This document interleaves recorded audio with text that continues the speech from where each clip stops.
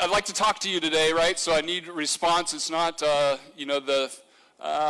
Rick asked a question and I'm afraid to answer, right? So a couple of questions for you. I need you to talk to me. I need to ask you this question, first of all. Was the church, or is the church, God's idea? It's not a trick question.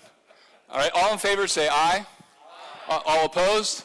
Oh, good. That's good. Yes, it is definitely God's idea, right? So the reality is we can look at the scriptures, starting at the beginning, but certainly in Genesis chapter 12, right? As God calls Abraham out and says, you are mine, you be the father of many nations, and the reality of his leadership, of God's presence in his life that began this thing that we call Israel, that became the reality of the church, even all the way to the New Testament when Jesus is looking at Peter in the face and says, listen, Peter, on you I will build my...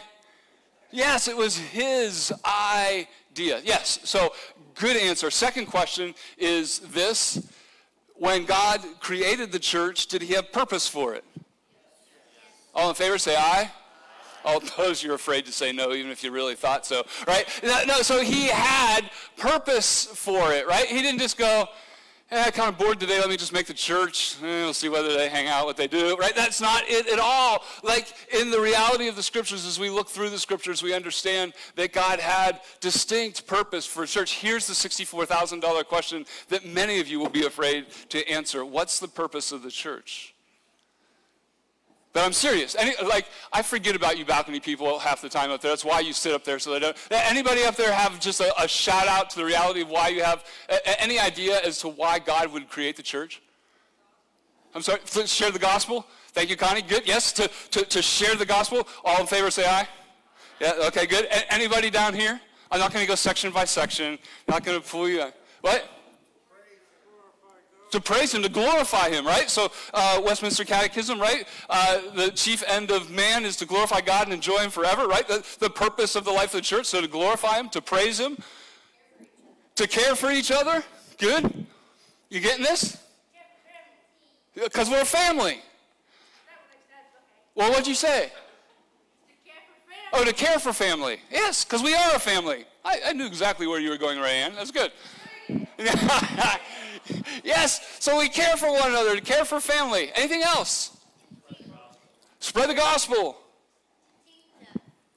To teach us, right? I would even go as far as Diana as to be able to say that he desires, by purpose of the church, to equip his saints, right? We see that in Ephesians, right? The reality of the church is to equip his saints for the good works that he has for us. What? Prayer. Friends. I'm sorry, Rayanne. My hearing is bad. My wife tells me my selective listening is getting much worse. Yeah, that's right. Prayer. Yes. Okay, so all of these things, right? So there's this sense in which we have all of these dimensions of the reality of the purpose of God for his church. So even around here, we throw around two statements all the time as to why the heck Covenant Church exists. Right? We haven't talked about one in a while, but it is a foundational one that we as Covenant Church have been called out by God, right? That is, he's created it, is his purpose. We've been called out by God to be sent with one another into all the world. And the world starts at those doors. Whatever door you go out, right? The reality is that we've been called out by God to be sent with one another into the world. And then we began to say the reality of how we're equipped to do that is that and the purpose of the church is to be grounded in God's word, right? And to be connected to one another, that indeed we might have an impact on the world, which starts at those doors. So many of the things that you've said today encapsulated in that reality. God has purpose for his church. I have a book giveaway this morning. I didn't bring one with me. It's called Rediscovered Church. It's written by two guys, Colin Hansen and Jonathan Lehman. I got them for free, so you can pick one up today for $5. That'd be great.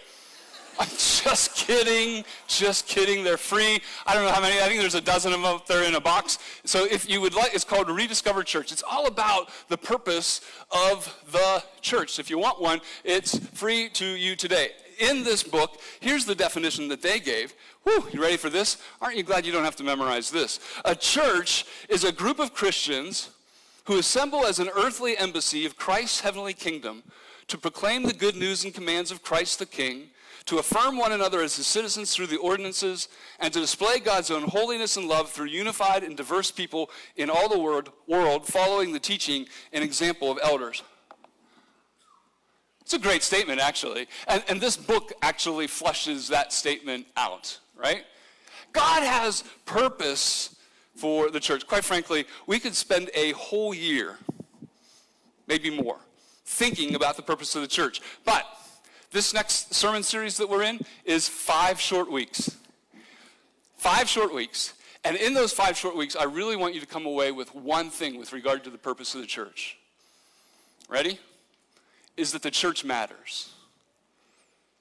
The church matters. I have rambled. You have given input to lots of things this morning. But one thing that I want us to encapsulate this morning is the reality that the church matters. God made it. He made it for a purpose. And if it matters to God, it should matter to us. In fact, I would suggest this morning that this thing called the church, the family of God that we live in here is Covenant Church, but even the Big C church around the world, that the reality of that purpose for that church should be the highest priority of our lives as well.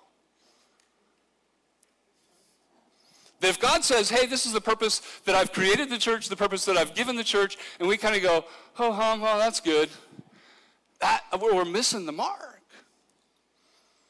That if indeed the church is God's priority, the church should be our priorities. That's why I've entitled this short series, Family Matters. Who we are as Covenant Church, as the household of God, as family together, it matters to God and therefore should matter to us. So, one more question. Can we agree on that the church matters? All in favor say aye.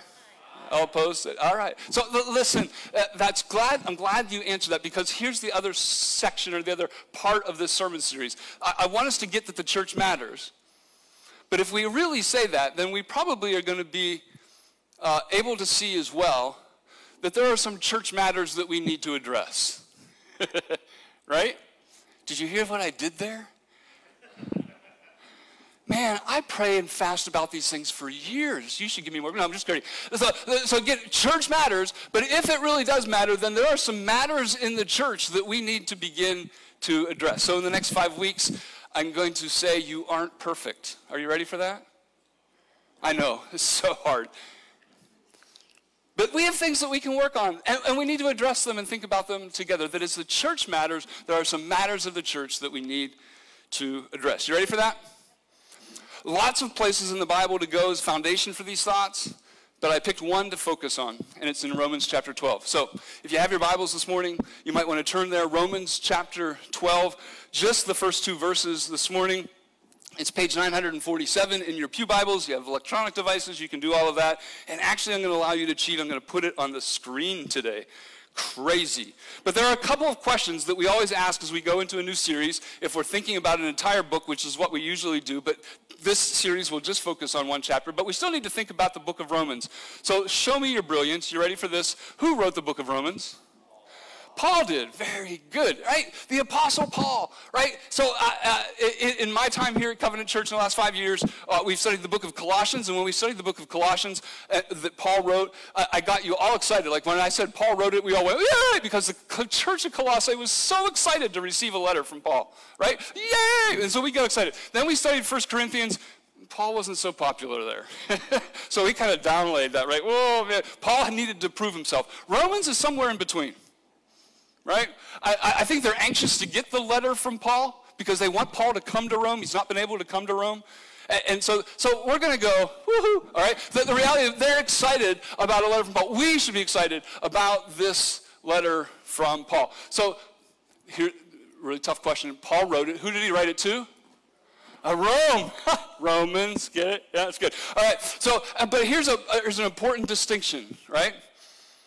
Sometimes in the Pauline epistles, the letters that Paul writes, he writes to the church in order to get to the people.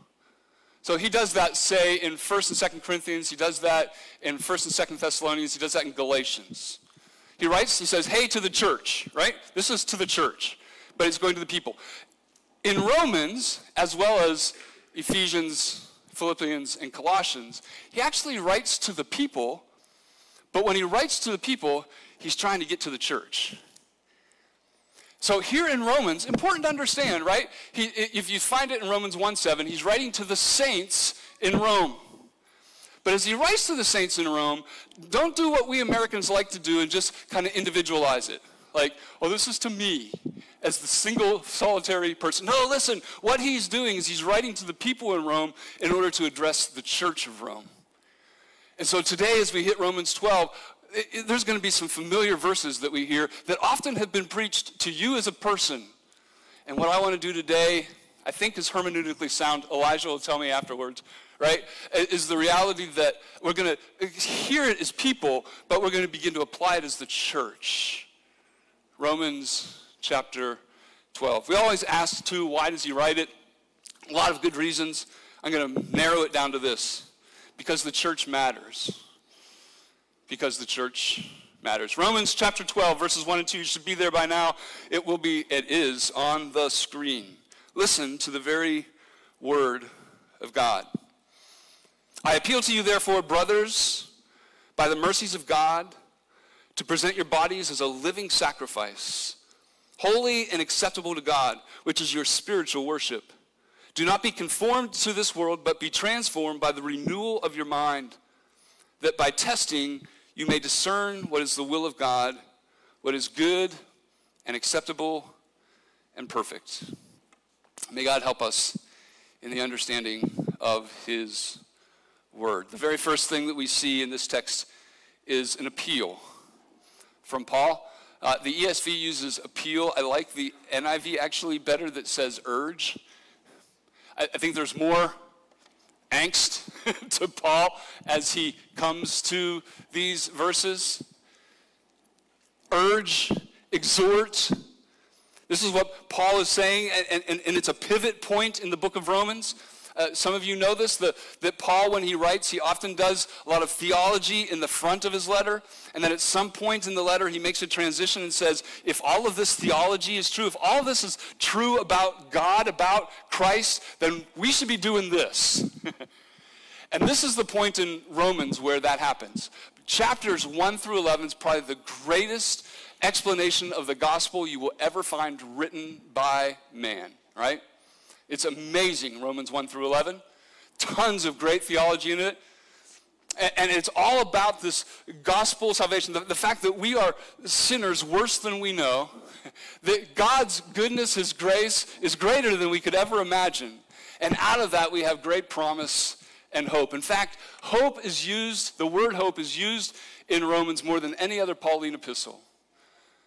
Because Paul starts with the depth of the sin, but he sees the goodness of Christ that brings us hope.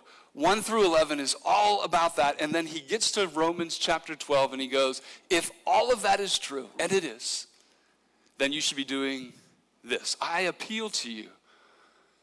You need to have this response. I urge you, you need to have this response to the good news of chapters 1 through 11.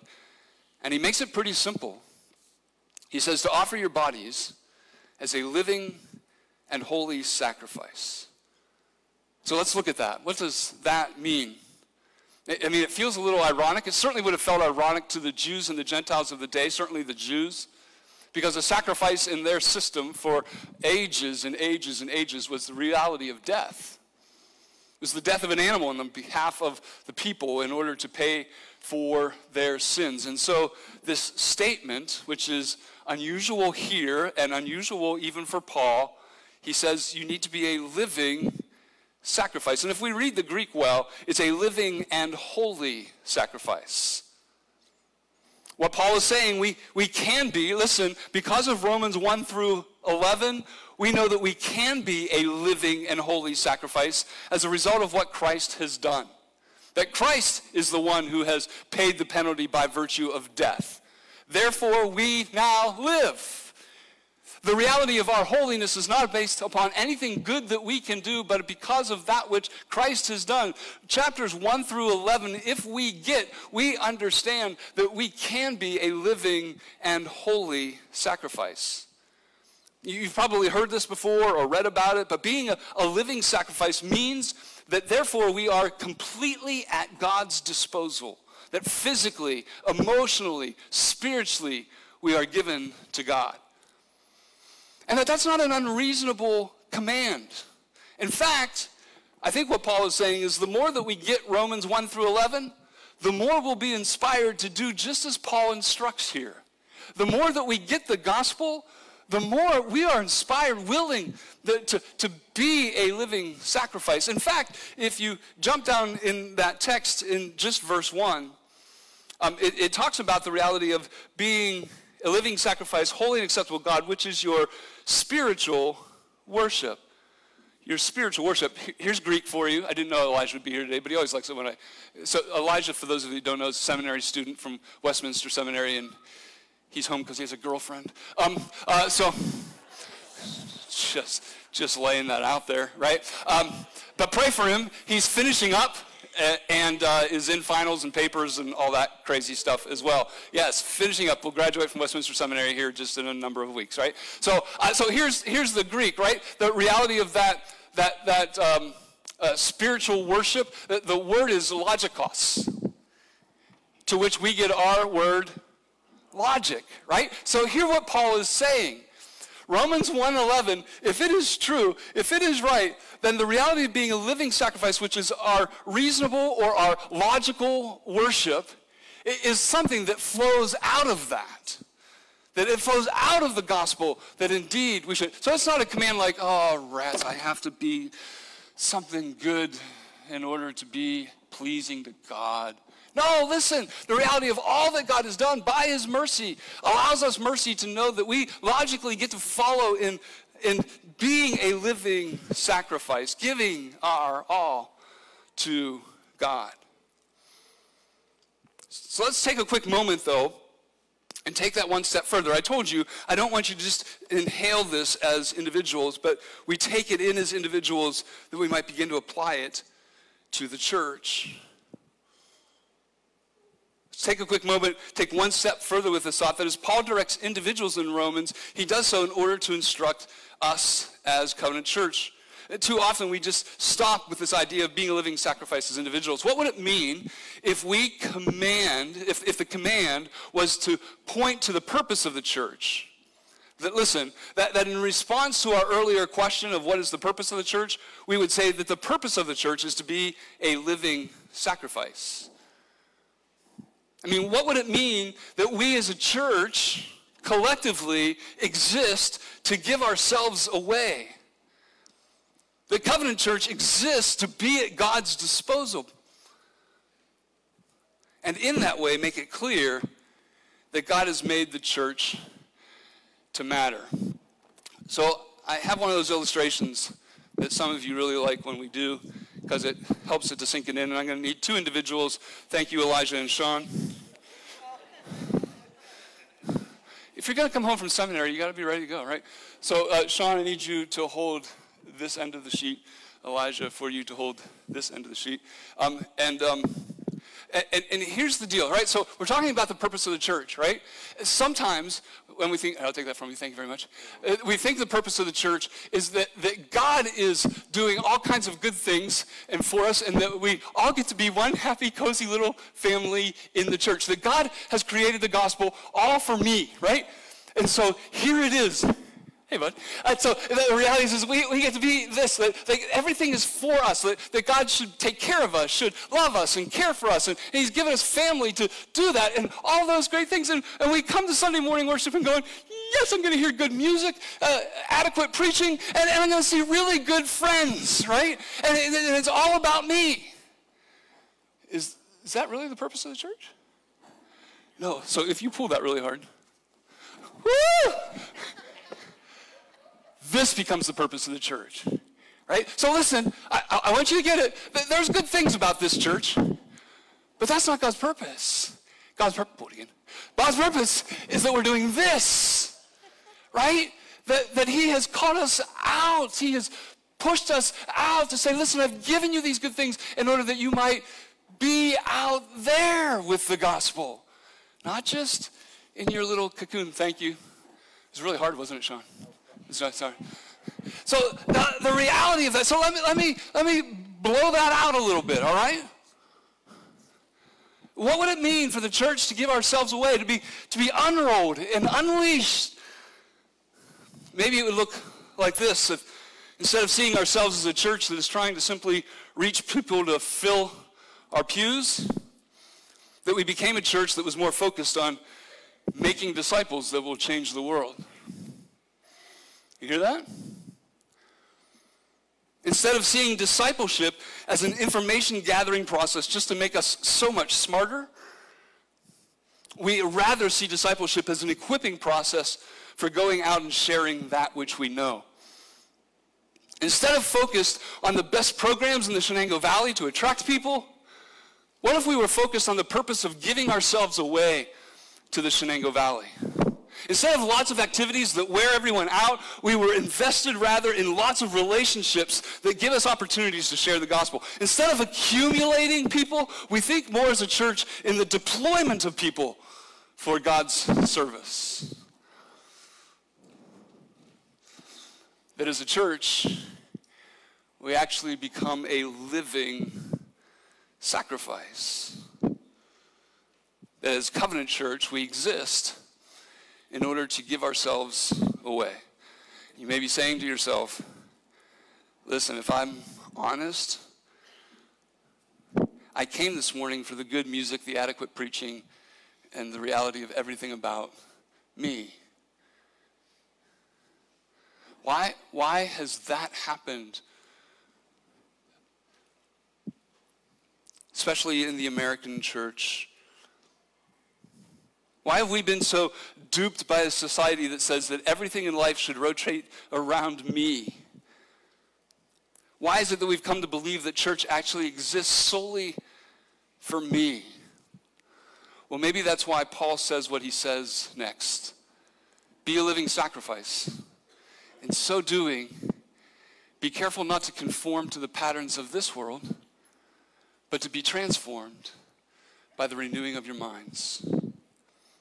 So again, as an individual, this hits us and is familiar to us, right? I've had a number of mentors in my life, including my parents, that when I followed a majority crowd to do something stupid, right, I always got caught. But when I got caught, have you ever heard or used this phrase? Well, if so-and-so was to walk off a cliff, would you follow him off the cliff? How many of you have used that, right? I think I have several million times, right? So the reality, and it was taught to me, like, so this reality of conformity, like if you're going to conform to somebody in air, guess what? You're still going to be in air. If you're going to conform to somebody who's going the wrong direction, guess what? You're still going the wrong direction. And here Paul says, listen, the church has a mindset. Maybe he says to us, the church has a mindset that has become about us. Don't conform to that reality. But be transformed. Too often in our culture, we've seen just this, right? We've seen the church leave the tracks of biblical thinking in favor of conformity to a worldly ideology. With me? Too often, we've seen the church leave the tracks of biblical thinking in an effort to be relevant to the world, and therefore falling prey to the thinking of the world. Too often in our culture, we have seen the church leave the tracks of biblical thinking in an effort to honor the idolatry of self. Conformity. And in it, we've made church more about the people than the God whom we desire to serve. And the church has become more about conforming than transforming. More about being people-pleasing than being a living sacrifice. More about being a safe place than delivering hard truth. And Paul tells us here that the way we counter that temptation in our individual lives as well as in the church is to return our focus to the truth of the Bible. and the transformation of our lives to being like Jesus through the renewing of our minds by this word and this word alone. In grace, in love, in relationship, right, to all the hard places, but never compromising this word in order that someone might feel better in sin.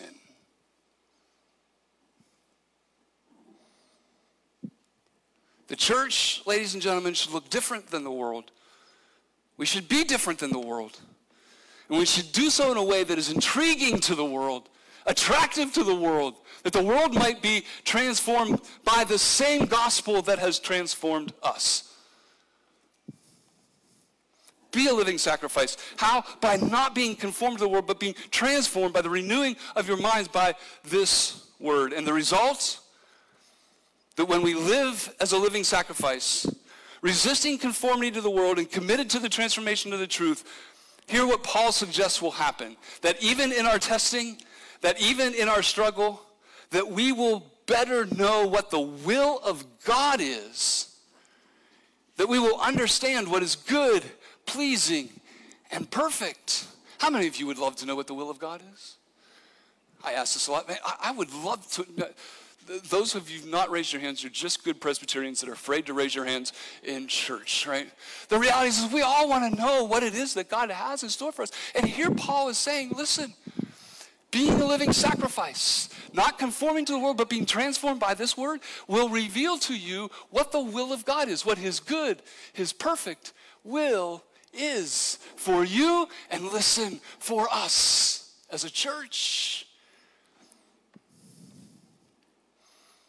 Which brings us back to purpose. That we, as Covenant Church, might know our purpose as we yearn to be this living sacrifice of giving ourselves away. God desires to reveal to us what his purpose is for us, but it comes as we collectively live as living sacrifices, not conforming to the world, but as a church that is being transformed that we might be transformational. So how are we doing, Covenant, at that? If indeed Covenant Church matters to God and that he has a purpose for us that he desires to reveal to us, how are we doing it, living as a sacrifice with transformational power? I agree. You're awesome. Let's close in prayer. No, there are some family matters that we need to discuss. I mean, you are awesome. But I hope that you can see that we can be doing better, that we might just have some family matters to be challenged by. I'm going to talk about one this morning. As we talk about being a living sacrifice, let's talk about mercy ministry here at Covenant. How do we collectively, listen, how do we collectively reflect the mercies of God in Romans 1 through 11 to the world, to this valley? Well, listen, a number of you do this really well. A number of you sitting here this morning are part of a second Saturday group that meet on second Thursdays, right, in order to cook a bunch of food, to deliver it to St. John's, to be a part of a really great program that they do every Saturday morning in a food giveaway to people who are underserved that might be hungry. And you work like crazy in order to reflect the mercies of God in the mercies of the church. To those of you that do that, I'm grateful for you. Some of you do that in a number of other ways as well, like giving rides to people to doctor's appointments, giving rides to people here to church, picking people up, taking people places. Oh, we have a deacon team that operates a bank account that has money that helps people that are in need with regard to rent payments or utility payments, those kinds of things. We have a number of people. We're doing a number of things that are really good in revealing the mercies of God to do it. Many of you are part of the Shenango Valley Good Samaritans, and Jim Bombeck's not even here this morning for me to give props to him. The reality is that's a great online ability that many people in the valley are helping many other people in the valley. All of those are amazing things. But do we just go back and go guys? Or do we join them? And become a church that really is focused on Yes, understanding the mercy of God that we might extend the mercy of God. We lived, I think you understand this, in a day and in a valley where the needs are great. So much so sometimes that it can be a bit overwhelming. Sometimes it's hard to know where to step in or how to help in a way that is really helping, a way that brings transformation. So while we do well in some areas, we need to have a vision of doing better, and we need many of you to be a part of that vision cast. Recently, our deacons have decided to divide and conquer with regard to some of their callings and duties. And you'll be hearing about that over these next 5 weeks as we talk about family matters. And they're asking for your help. You may have seen this. One of the duties is to assist the deacons in coming up with vision and application of the reality of being a community mercy team. To becoming the church that helps in someone's time of need. So listen, when there's a fire at Mertz Towers, that our people are the first on the ground to help and to assist. And grateful for the folks that do Second Saturday. They always make extra food and take it to the folks that are still in hotel rooms after that fire that was weeks ago, months ago. How about when East State Street Towers loses their water? What's the church doing? What are we doing? Good news, some of you went and bought cases of water and took it up there so that folks would have things to drink and have availability to some fresh water. It's still going on. People are still living in that place without water. What are we, do you understand? Like, we do a lot of really good things, but there are big things yet to be done.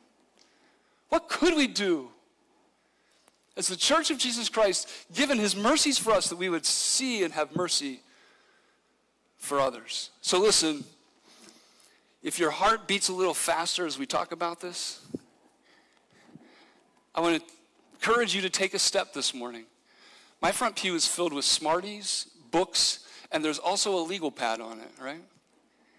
And if you have any interest whatsoever in being a part of a mercy team that begins to take on the bigger pictures of our valley and our community, or even the smaller pictures of just giving people rides, you're like, man, I can do that.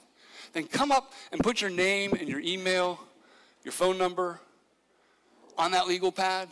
And let's begin to take a step even this morning by extending the nets from just Janie Lippincott and me as the mercy team to a number of you as the mercy team, in order that we might show and reveal that the church matters as we take on some matters of the church. You say, man, I'm not sure I want to be a part of that team. I'm not sure I would know how to do that well. Well, I'm glad for your honesty. In June, we're going to have a class in discipleship hour that is going to address that very thing of how we know when our helping is hurting or when our helping is actually helping. How do we give a hand up rather than a hand out? How do we do mercy well in a way that it actually begins to help this valley and the people of it? So starting in June, during discipleship hour, which is from 9 to 10, there'll be a class that will help us think together about that. So even if you're not sure, sign that. I would love to begin to have conversations about a greater vision of mercy ministry here at Covenant Church. God did create the church. He created her with a purpose, that we might be a living sacrifice that shows off the mercies of God to a valley that desperately needs it. Family matters. So may we build our lives and build this church upon his love, his mercy, for his glory.